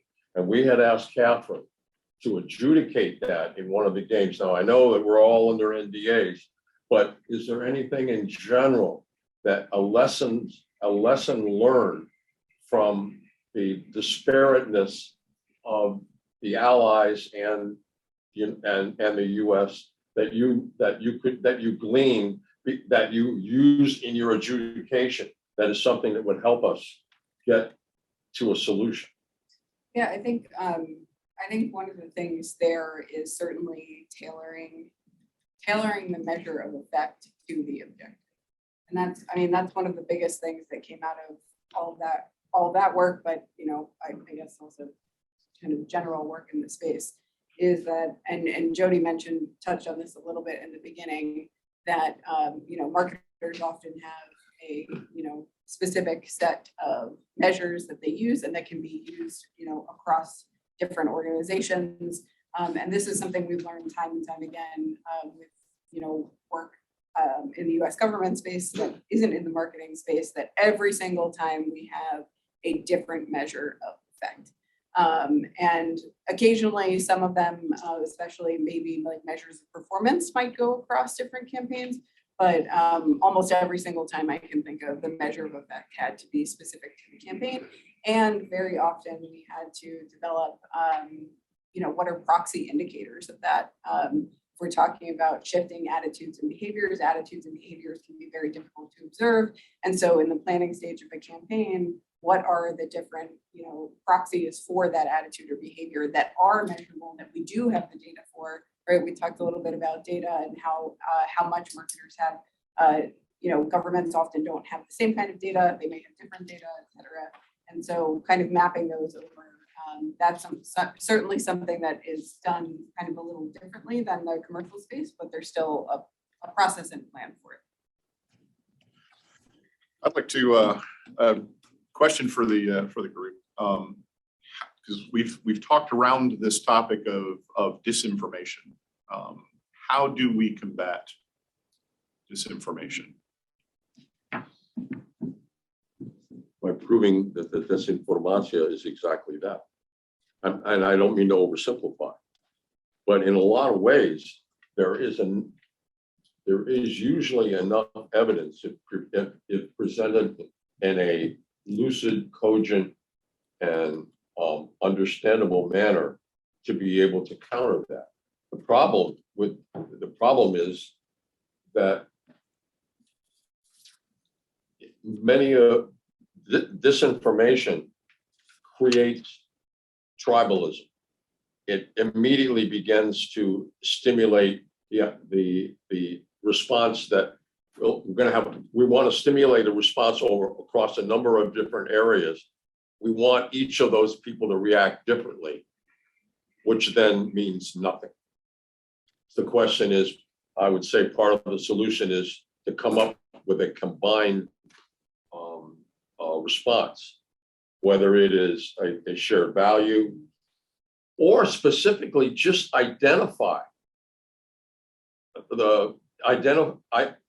be honest and forthright and specific about identifying the target of the disinformation. The roads in California are terrible. They're just awful.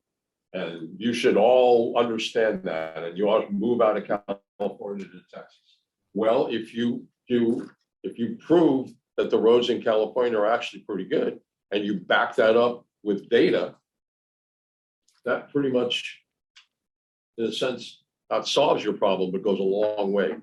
It's meeting it head on with the facts.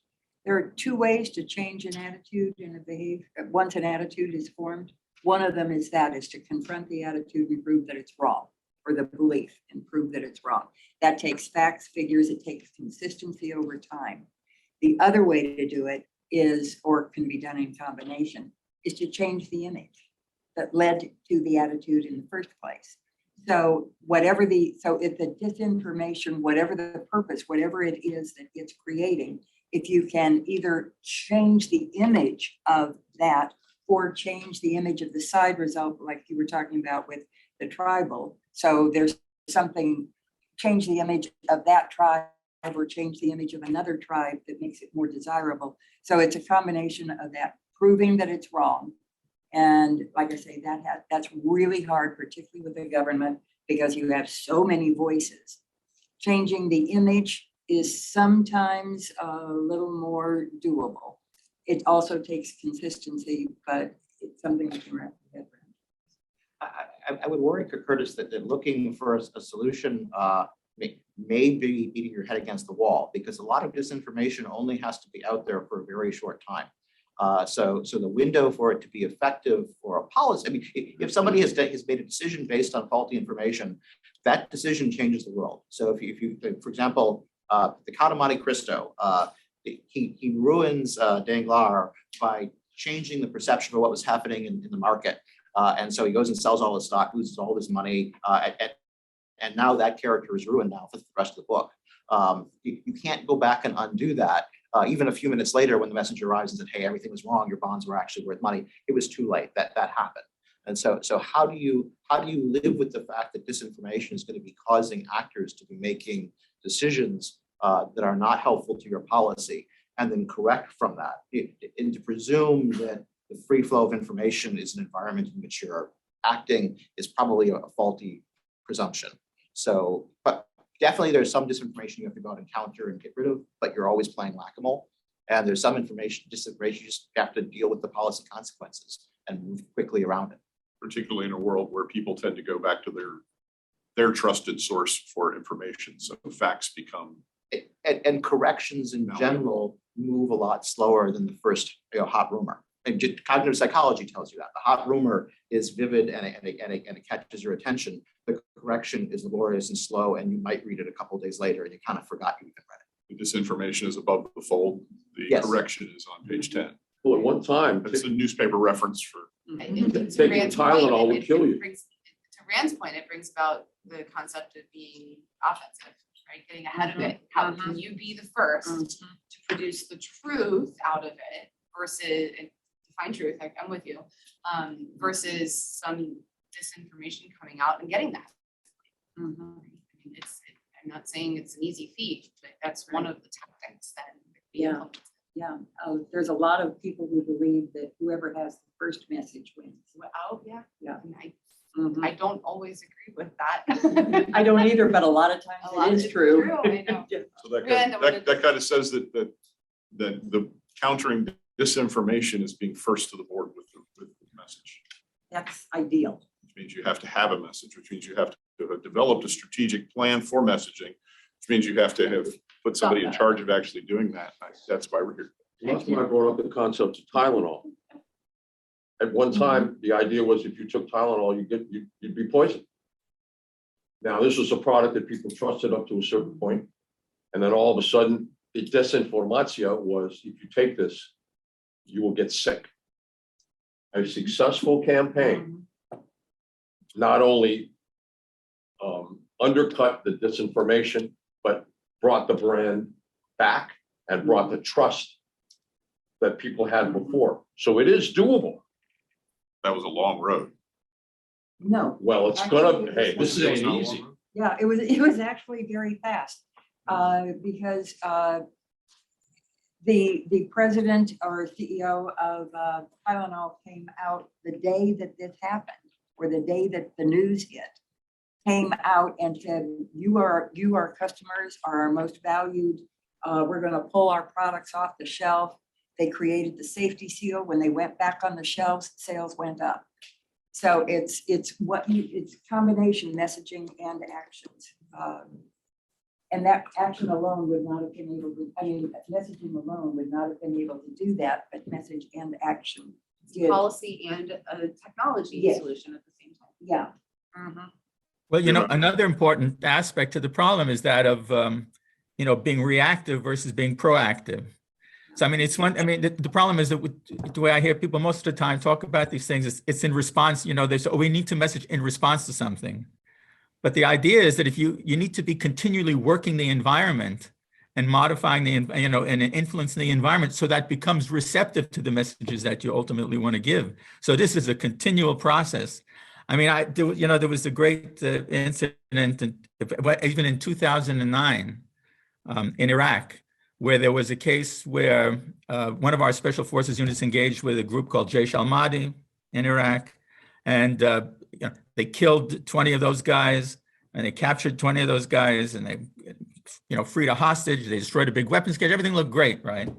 And they got back to their base. By the time they got back to their base, those guys had come back, picked up the bodies of their dead comrades, arranged them on prayer mats, and made it look like somebody had come in and killed them in the middle of prayer, and posted messages. They pushed the stuff out onto the internet. All of that happened before our guys got back to the base. 45 minutes. 45 minutes, right?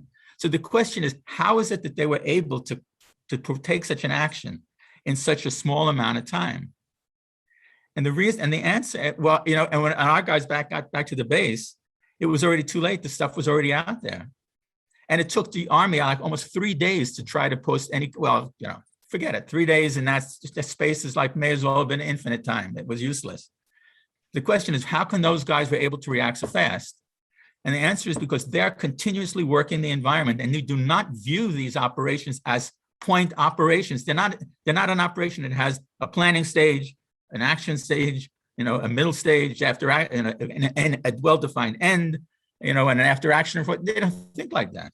They think of these things as a continuum. There's no beginning and there's no end. Events happen, things come up, they take actions. But the point is, they're continuously working the environment, continuously, so that the environment is receptive to the messaging that they want to put out when the occasion arises. So, that's so that's that kind of continuous, that kind of continuous action is also needed, right? It isn't just somebody planning specific campaigns against a specific action. We have a question. We have a question off the board. Yes, from the Honorable Al Schaefer, one of our Regents, Board of Regents members also. And I guess, Rand, you may have touched on this in the chat because you put it there, but would like to provide this to the rest of the panel too. And he asks, isn't ambiguity a powerful tool in strategic communications? And he says, I've watched the US draw red lines, then back down. I think that's a great question. And it's great because ambiguity means different things in different cultures. In some cases, you want to be very, very clear, but being clear can be counterproductive. Truman Atchison thought he was being very clear when he was saying where US interests lay, but he left South Korea and that border out of his discussion. And shortly thereafter, the North Koreans took that as invitation to go off and attack South Korea. That was a mistake, but it was a mistake because we tried to be very, very clear. I think Saddam Hussein thought he was being very, very clear, asking if it was okay to annex Kuwait in 1991. There were some people who weren't even aware he was sending a message. And again, we have a debate or discussion of whether or not there was a message intended to be received and whether or not it was received or not. But clarity can sometimes, shoot you in the foot. But at the same time, ambiguity in certain cultures can be seen as fecklessness, and fecklessness is weakness, and then you can go off and end up in situations where you didn't want to provide the invitation to go off and get into that situation. So I think the answer to ambiguity is culturally dependent, and that goes back to understanding who it is you want to address and how they think and how it's perceived in their filters, not how Americans would perceive it in our filters. But it also but it also has to be on purpose. It can't be just random. I mean, when I think when the U.S. government draws red lines, and I think it's more random. It's not. I don't think it's purposeful ambiguity. I don't know, but it just seems like it's more random than anything else. And being random is not going to be effective. Well, and it further challenges the discussion we were having earlier, right? Is how do you get to, if you're working with allies and partners, how do you get to, a strategic message, and even if one of them might be ambiguity? I mean, when you talk about cultural differences, I mean, that could be a very difficult place to get. And the Russians have perfected ambiguity. What they do, and it's very straight ahead, is instead of accusing somebody of something, they ask a question. Is this person really have your best interests at heart? Studies show, we have experts have opined they ask a question, and as soon as you ask a question, you create ambiguity, and then you can manipulate it from there. It's absolutely part of the playbook, and it's a huge part of the playbook. You know, it's like I know a guy who was a student at Oxford. He studied. He's an English guy, and he studied mathematics at Oxford. And I said, "Well, how was it that to apply to graduate school?" He says, "Oh, well, you don't apply to graduate school at Oxford." I said, "Oh, really? Well, how does it work?" He says, "Well, your tutor invites you around one day for sherry, and he kind of just drops in the conversation and asks you, 'Are you planning to return?'"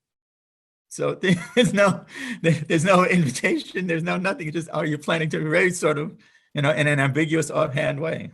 So yeah, even in that kind of a situation, you can use ambiguity.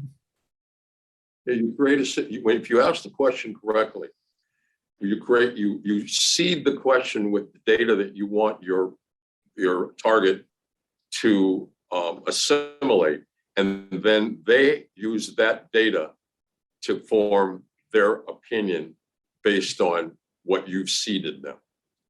It works every time. But you are describing it as part of the strategy, though. Yes. Right? Pardon? Ambiguity on purpose as part of a strategy is different than because Yes. you don't have one. Let people form their own opinion. Very helpful.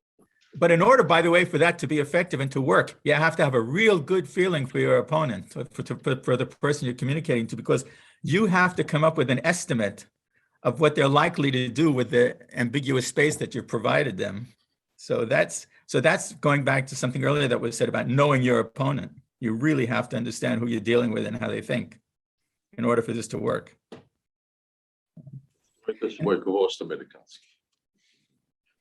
And by the way, you can also do things physically to send an ambiguous message. For example, I mean, troop movements.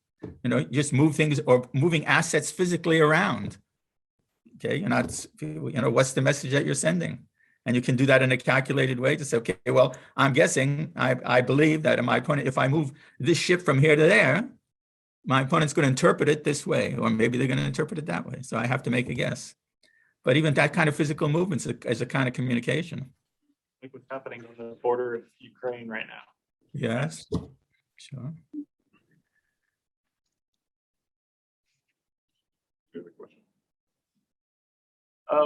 There's also one from Zach Lemnios, and he asks, what strategic messages are not getting out that define the United States and the values of our nation?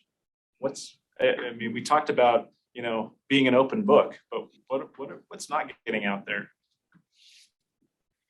The basic tenets of the work. Yeah, we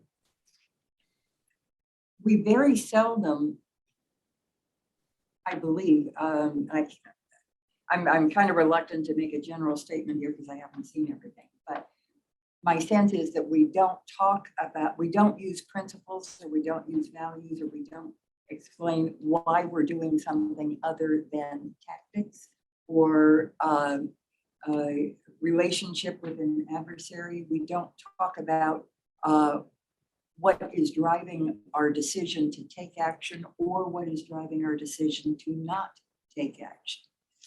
And I don't know, those of you who are more knowledgeable in that, you might have a better feel for when we release domestic communications or to an international audience, how deep do we go? How much do our leaders talk about or explain the values or the principles that are driving their decisions and choices? Are you aware of contemporary examples? Historically, I can think of examples, but I can't come up with contemporary examples. Well, every once in a while, somebody comes up with the idea that there's commonality. In other words, France after the revolution was based on, liberty, democracy, et cetera, et cetera. As a matter of fact, people sometimes say that the modern cradle of modern democracy would be France. British the same way, even though the Queen technically can have your head chopped off anytime she wants to. There was the Magna Carta, and much of what's grown from that has been a sense of individual freedom and a democratic process. And I have heard people, when they talk about the world situation, they bring up the Western world, for instance. That is a catch-all phrase for people governments that recognize the importance and the responsibility to the individual. Right. Is it true that our country is the only modern country that is based on ideas rather than being an autocracy or a evolution from a monarchy or the other forms of government? Is that true? Are we the only nation that was founded on ideas and concepts, and the main concept being that the government serves the people? It's the only country that was the individual. If you look in the working documents, there's very little mention of the state, and Yeah. there's great mention of the individual as the Right. centerpiece. Right. I think we are the only country that has that as the centerpiece. Republican thought, Pardon? Republican thought. Individual. Mhm. So did that give us an advantage in the competition of ideas when you're trying to convey a strategic message that is different and more effective perhaps than other? I believe it was the source of our leadership. I mean, our strength and our might had a lot to do with it, but we also inspired souls. There are stories that Skunk has told about the lengths to which people will go to get copies of our founding documents because the ideas are so powerful in those documents. That's true. I remember we went up to the Thai-Burma border with copies of the Declaration of Independence, Constitution, and the Bill of Rights, translated into Hmong, Korean, Karennin, Wa. People came 200 miles through the jungle and risking personal danger to get these documents in their hands. It was a really special moment to see that. Well, we take them for granted. To us, it's old. We've heard that before. So it's finding a way to revitalize the concepts and the notion that what this country is founded on and what we stand for today is something that I don't see a lot of evidence of. Well, in this scenario, I think where some of our competitors, strategic communications, have been very successful, it's not just that they're old documents. I think a lot of people today look at them very cynically and don't believe them. And I think that's a mistake because I think you're right. They remain incredibly powerful and incredibly great statements for people and inspiration for people around the world who will go to great lengths to either obtain them or to model their own documents on top of them so that they look like their constitution looks like ours very deliberately because they're trying to evoke those sentiments and everything along with that.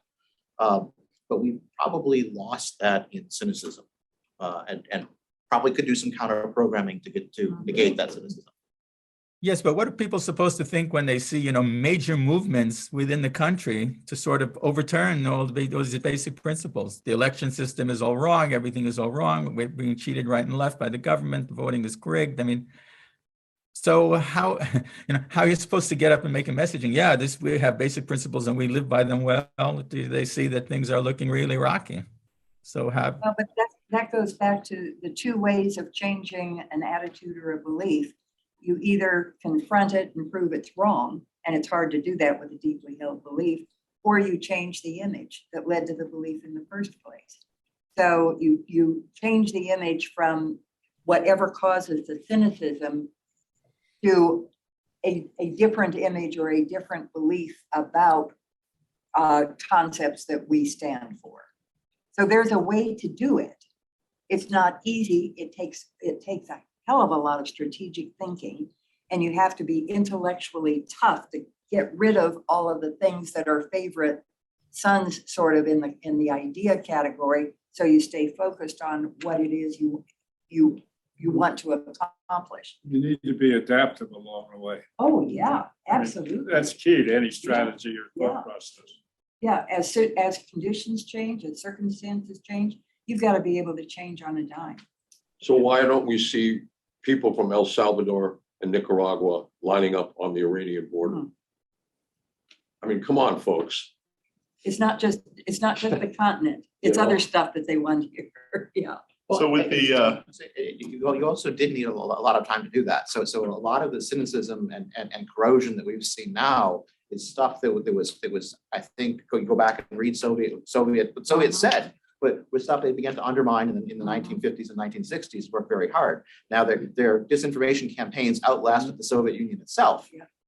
So to expect you can turn the cynicism around in 6 months or even the duration of presidential administration is probably being optimistic. We've got about 5 minutes. Has anybody got anything really important to say? I'll ask if panelists want to take a minute or two to any last thoughts, takeaways, or anything else. I am hoping that this is a discussion that we will continue. I've got a few thoughts at the end. Okay. Yes, sir. We'll let you go last. So we'll go One around. thing I'd like to mention is the Marshall Plan, the success of the Marshall Plan after World War II, the idea to create a concept and a reality. As we said before, actually make an example. The idea was to contain communism, contain Russia. The Marshall Plan was brilliant in that it not only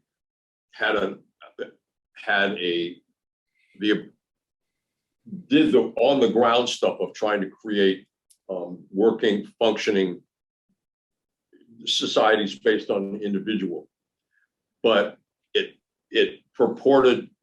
gave an alternative to communism, and it worked.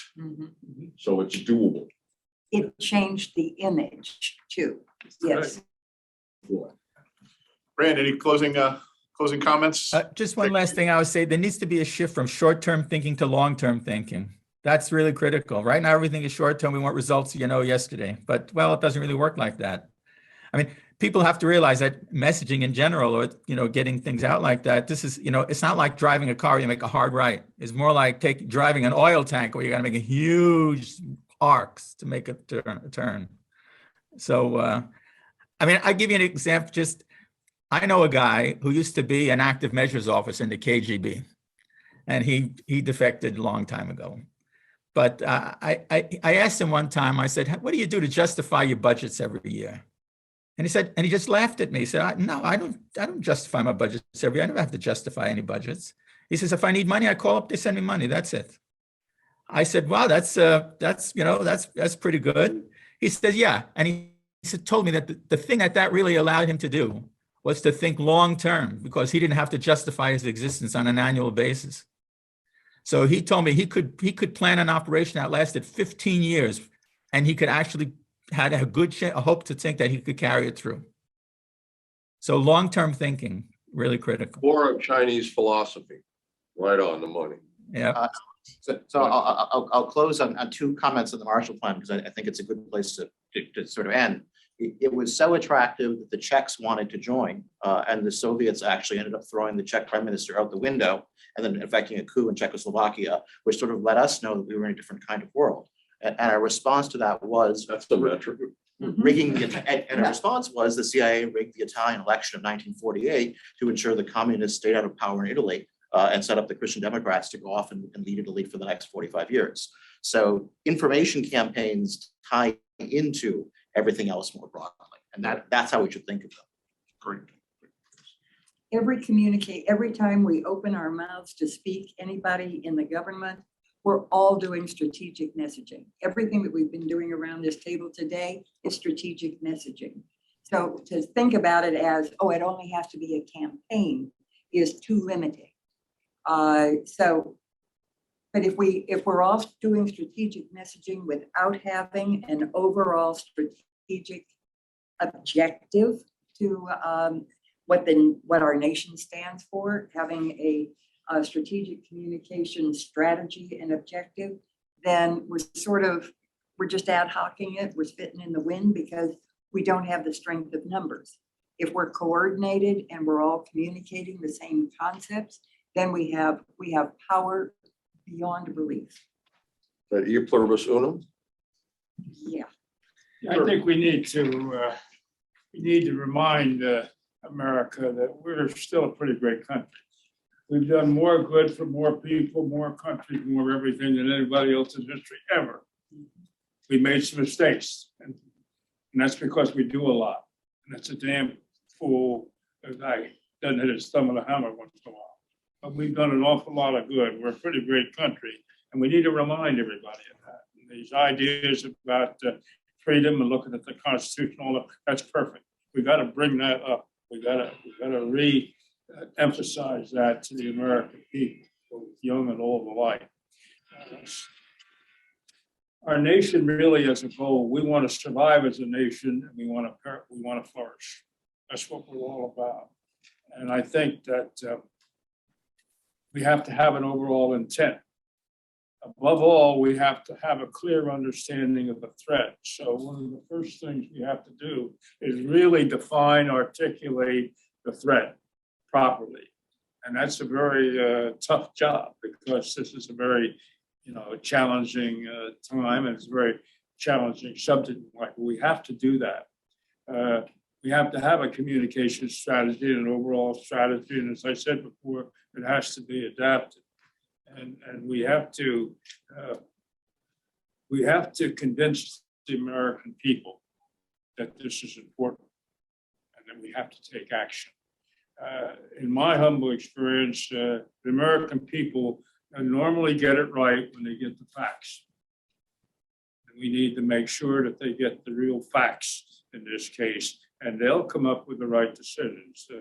The American people are pretty darn good for all the right reasons. And so we need to go back and, I think, stress some of these basics, some of these fundamentals.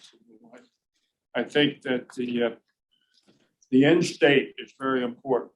What you want to have it look like at the end is critical. And this has to be clearly understood by the majority of the American people. And when I say the American people, I want to include the allies. You want to include all your allies, because they have many of the same principles that we adhere to. Secondly, we're always looking around for trying to make more allies and friends. That's a good idea in any situation at any time. Don't make any more enemies than you already have. There's also, we need to know the enemy. We need to know what this is all about. We don't really understand China as a nation. We all talk about the threat, and it goes on and on and on and on, and the missiles. We have very few people who really understand the history of China, what happened, how it came about, what the Opium Wars were all about, how some of the mistreatments of other countries to China a couple of centuries ago didn't help at all, and they have long memories too. But the Chinese also have big problems, big problems, big problems with the people and the like. They have a lot of vulnerabilities, and we never even talk about that. So we need to get our act together, really come up with a long-range plan that has all the 3 or 4 things that you mentioned in it and the like, and get on with it. So this paper that we're developing is not going to be easy, and all that. Fundamentally agree. And we have to get the threat right. And you all, when you introduced yourselves, you made sure that we understood how much background you have. So let's see you prove it.